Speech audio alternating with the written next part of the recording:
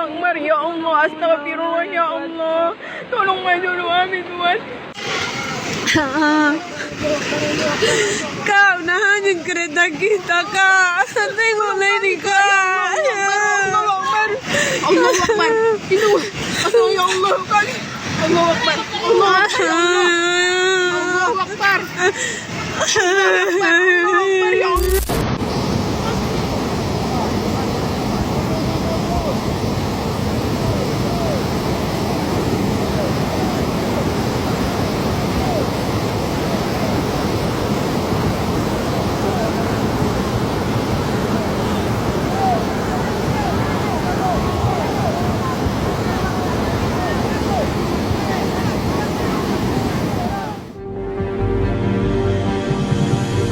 Halo semuanya, sebelum kita mulai, bayangkan sejenak suara hujan yang turun tanpa henti, angin malam yang dingin, dan suara-suara panik di kejauhan. Dalam hitungan jam, tempat yang biasanya tenang berubah menjadi daratan yang terendam air. Jalanan yang dulu ramai kini tak dapat dikenali. Rumah-rumah yang kokoh kini terlihat seperti pulau kecil di tengah arus banjir. Bencana bukan hanya soal air yang meluap, tetapi tentang manusia yang kehilangan harapan, waktu yang terasa berhenti, dan doa yang dipanjatkan tanpa henti. Hari ini, kita akan membahas salah satu bencana yang terjadi baru-baru ini, sebuah kejadian yang mengguncangkan Sumatera Utara dan Aceh. Saat langit di atas Selat Malaka mulai kehilangan cahayanya menjelang akhir November 2025, tak ada satupun yang benar-benar menyadari bahwa sejarah kelam sedang bergerak mendekat.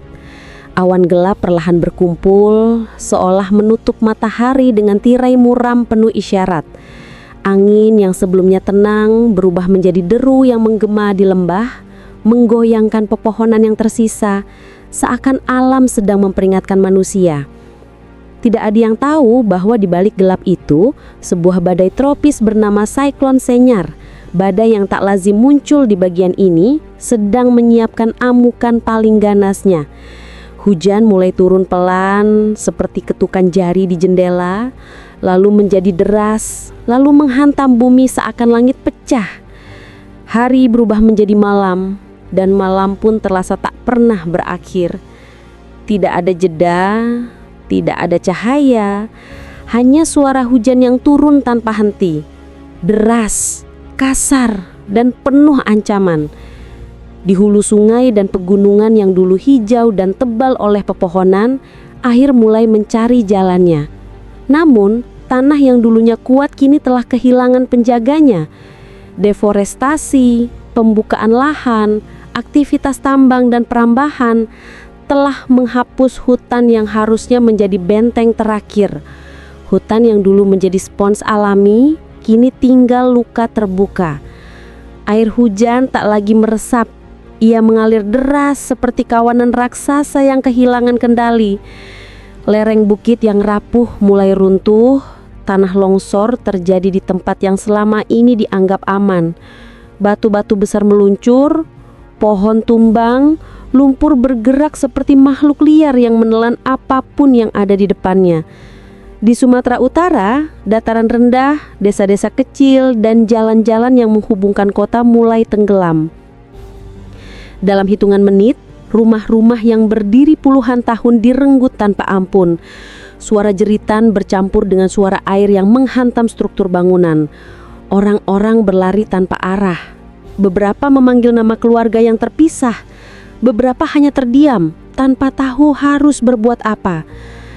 Air naik cepat, lebih cepat dari kemampuan manusia memahami situasi. Ada yang berpegangan pada tiang rumah, ada yang memanjat atap sambil basah kuyup, ada yang hanya bisa menangis dan berharap bantuan datang. Namun malam itu, bantuan tidak cepat datang. Listrik padam, sinyal hilang, banyak desa menjadi dunia yang terputus dari dunia lain. Di Aceh, situasinya bahkan lebih mengerikan. Sungai-sungai yang biasanya tenang tiba-tiba berubah menjadi monster besar.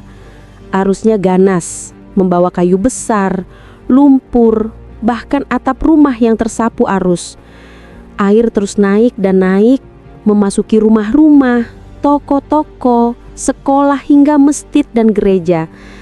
Beberapa warga hanya punya satu pilihan, naik ke atap, naik ke pohon, naik ke apapun yang bisa menjaga mereka tetap di atas permukaan air.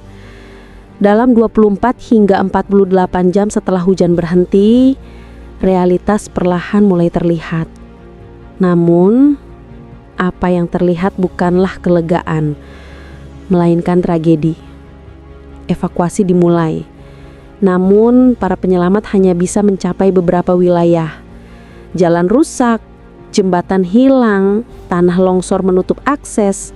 Bantuan makanan, obat, dan air bersih hanya mencapai sebagian kecil korban. Beberapa tempat terpaksa minum air banjir untuk bertahan hidup. Beberapa keluarga hilang tanpa jejak, terseret arus, tertimbun lumpur, atau hanyut entah kemana. Tim penyelamat bekerja tanpa henti, menembus puing-puing, serpihan bangunan, lumpur yang lengket, dan medan berbahaya. Setiap jasad ditemukan bukan sekedar angka, tetapi cerita kehidupan yang terputus mendadak. Banyak anak hilang, banyak orang tua kehilangan keluarga, banyak yang masih berdiri di antara puing rubah mereka sambil menahan tangis, berharap seseorang berkata, "Semua ini hanya mimpi buruk." Namun kenyataan jauh lebih keras dari mimpi terburuk sekalipun. Ketika berita mulai menyebar dan pemerintah, relawan, dan lembaga kemanusiaan berdatangan, muncul pertanyaan besar.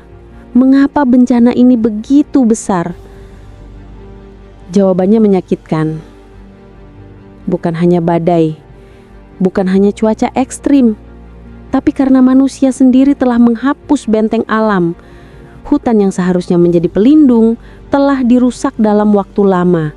Sungai dibendung, dialihkan, dan diperlemah daya tampungnya. Alam sudah lama memberi waktu, tapi peringatan itu diabaikan.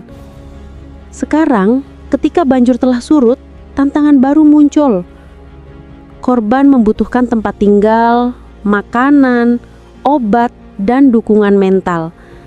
Anak-anak bertanya, kapan sekolah dibuka lagi? Petani bertanya, kapan lahan mereka bisa ditanami lagi? Ibu bertanya, kapan bisa memasak makanan hangat lagi untuk keluarga yang bertahan hidup? Di tengah kehancuran, masih ada sinar kecil bernama harapan. Warga saling membantu, relawan tidak kenal lelah. Mereka mendirikan dapur umum, posko pengungsian, layanan trauma healing untuk anak dan lansia. Tetapi kenyataan tetap sama. Ribuan rumah hilang, mata pencaharian hilang, rasa aman hilang, dan luka ini tidak akan sembuh dalam hitungan hari. Banjir dan longsor ini bukan hanya peristiwa alam, tetapi pesan keras. Pesan bahwa kita sedang menghadapi konsekuensi dari pengabaian panjang terhadap alam. Bahwa jika tidak ada perubahan, tidak ada perbaikan tata kelola lingkungan, tidak ada keseriusan memulihkan hutan dan sungai, maka tragedi seperti ini bukan yang terakhir. Mungkin yang berikutnya bisa lebih besar. Untuk saat ini, satu hal yang pasti, Sumatera Utara dan Aceh sedang berdiri di antara luka dan harapan, antara kehilangan dan bangkit. Dan sejarah akan mencatat momen ini, bukan sebagai bencana semata, tetapi sebagai titik balik, apakah manusia belajar atau mengulang kesalahan yang sama. Dan itulah gambaran kejadian banjir yang melanda Sumatera Utara dan Aceh. Sebuah kenyataan pahit yang menunjukkan betapa rapuhnya manusia di hadapan alam. Di balik setiap rumah yang hanyut, ada kisah. Di balik setiap tangis, ada kehilangan yang tak terlihat. Namun, meski air menelan daratan dan menghancurkan kehidupan, harapan tidak pernah benar-benar padam. Karena setelah air surut, masyarakat bangkit. Mereka saling bantu, saling rangkul, saling kuatkan. Mereka menunjukkan bahwa meski badai meruntuhkan banyak hal, ia tidak pernah mampu mematahkan semangat manusia. Semoga bencana ini menjadi pengingat agar kita lebih peduli lingkungan, lebih siap menghadapi bencana, dan lebih peka terhadap sesama. Doa terbaik untuk semua korban dan mereka yang masih berjuang memulihkan hidupnya. Sampai jumpa di cerita berikutnya. Tetap waspada, tetap peduli, dan tetap manusia.